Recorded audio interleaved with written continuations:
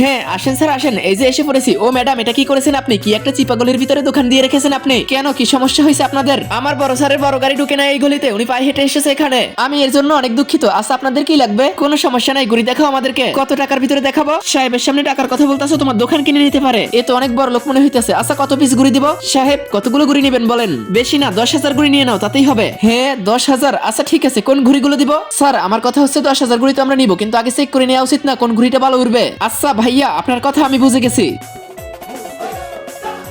এই যে এই নাও ভাইয়া, এখানে 10টা ঘড়ির মডেল আছে, এগুলোকে নিয়ে গিয়ে তুমি আগে চেক করো, তারপরে যেটা ভালো ওরে সেটা এসে নিয়ে যাও তুমি। আরে স্যার আপনি কি করতেছেন? আপনার টাকা দেওয়া লাগবে না, আমি দিয়ে দিতেছি। কত টাকা হয়েছে? আরে বড় সাহেবের কাছ থেকে এত ছোট অ্যামাউন্ট নিব, তার থেকে কালকে যখন একসাথে 10,000 করে নিবেন তখন একসাথে টাকা নিয়ে নিব, সমস্যা নাই কোনো। আচ্ছা ঠিক আছে চলেন তাহলে সাহেব। তার আগে তোমার জীবনে যদি এই জায়গাটা একবার হলেও যাওয়ার ইচ্ছে থাকে তাহলে ভিডিওতে একটি লাইক দিয়ে চ্যানেলটিকে সাবস্ক্রাইব করে দাও আর কমেন্ট বক্সে আমিন লিখে যাও। ভাই এবছর ঘুড়ি কিভাবে উড়াবো? টাকা তো নাই আমাদের কাছে। আবেগ ঘুড়ি কেনার জন্য টাকার দরকার নাই, কথা শোনো আমার আগে।